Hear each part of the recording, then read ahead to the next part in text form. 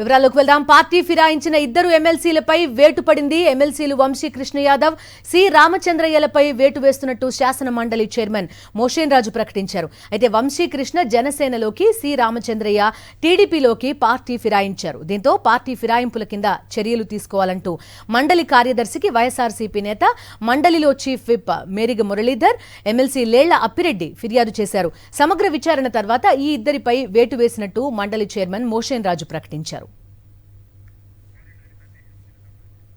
పూర్తి డీటెయిల్స్ అందిస్తారు మా కరెస్పాండెంట్ సతీష్. సతీష్, చెప్పండి. రెండు వైఎస్ఆర్ కాంగ్రెస్ పార్టీ ద్వారా ఎమ్మెల్సీలు అయ్యి పార్టీ ఫిరాయించినటువంటి ఇద్దరు ఎమ్మెల్సీల పైన వేటు వేశారు. శాసన మండలి చైర్మన్ మోషేన్ రాజు సమగ్రంగా విచారణ జరిపిన అనంతరం ఇద్దరు ఎమ్మెల్సీల పైన వేటు వేస్తూ ఆదేశాలు జారీ చేశారు. ఈ మేరకు ఆంధ్రప్రదేశ్ అసెంబ్లీ లెజిస్లేటివ్ సెక్రటేరియట్ దీనికి సంబంధించినటువంటి గెజిట్ ని కూడా పబ్లిష్ చేసింది.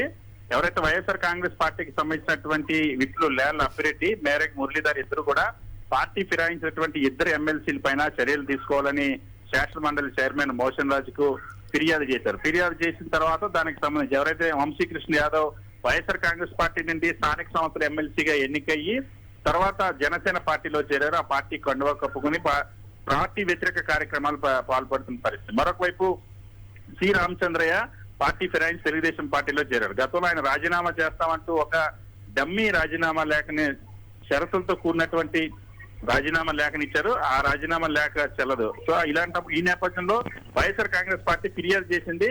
పార్టీ ఫిరాయింపుల చట్టం కింద చర్యలు తీసుకోవాలి. దానిపైన కూడా విచారణ జరిపారు. 4 సార్లు విచారణకు పిలిచిన తర్వాత అయినప్పటికీ కూడా స్పష్టమైనటువంటి ఆధారాలు ఉన్న నేపథ్యంలో వంశీ కృష్ణ యాదవ్, సి రామచంద్ర ఇద్దరి పైన కూడా వేటు వేస్తూ ఈ రోజు శాసన మండలి చైర్మన్ ఉత్తర్వులు జారీ చేశారు.